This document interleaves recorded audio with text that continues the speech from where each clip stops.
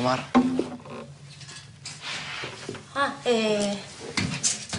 No, vine a buscar una bola redonda que va en la oreja que se me cayó por acá y nada. Arito, se llama. Cosa que vos no usás. ¿Por qué me esquivas? ¿Por qué te esquivo? No te esquivo. Y sí tengo aritos, ¿no? Es que tengo... Que tengo los dos. No, bueno, no lo perdí. Evidentemente me voy. Mar, ¿de dónde sacaste esa pavada que entre Jazmín y yo hay algo? Que ella y yo estuvimos juntos, cualquiera. Mira, si no estuvieron, van a estar. No me preguntes cómo lo sé, pero lo sé, ¿ok? Lo sé. Punto. Van a estar. Se acabó. Es así. Estás rara, Mar. Muy rara estás. ¿Qué te pasa? ¿Por qué me quisiste dejar? Yo no te dejé. No. Vos me pediste un tiempo. Yo no te pedí nada. ¿O te olvidás? Por eso la corté. Listo. La cortamos. Ya está. O sea, ¿que querés cortarla? Sí. Sí, la querés cortar. Para siempre. Ok. Ok. Ok. Solamente quiero una noche.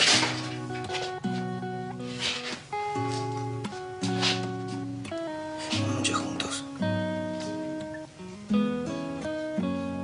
Quiero que hagamos el amor. Quiero que sientas cuánto te amo, Mar.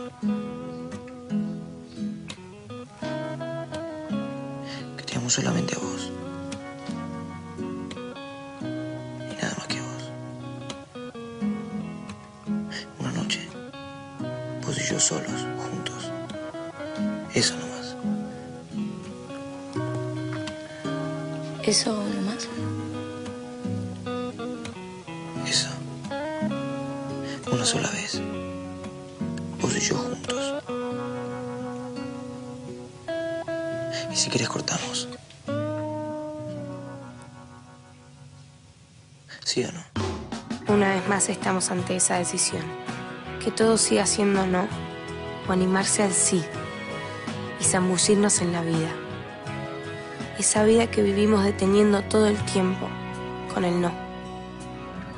Dame solo un momento, que esta vez solo intento entender el destiempo de tu amor.